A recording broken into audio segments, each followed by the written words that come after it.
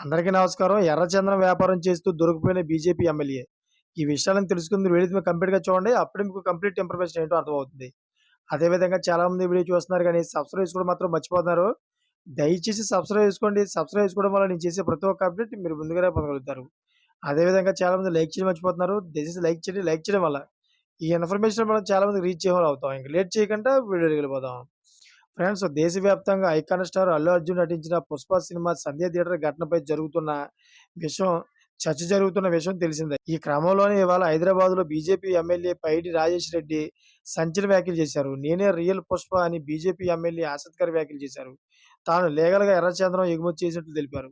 ఎర్రచందనం అమ్మినోడు, కొన్నవాడు కూడా పుష్పనే అంటూ వ్యాఖ్యానించారు. అలాగే తెలంగాణ బీజేపీ రాష్ట్ర అధ్యక్ష పదవిపై స్పందించారు.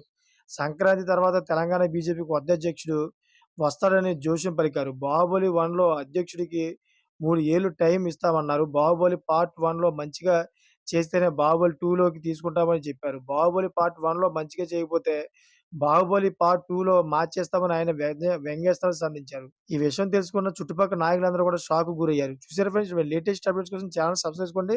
గంట బెల్ ఆన్‌లో పెట్టుకోండి. నేను చేసే ప్రతి ఒక్క అప్డేట్ మీరు ముందుగానే పొందగలుగుతారు. Thank for watching friends.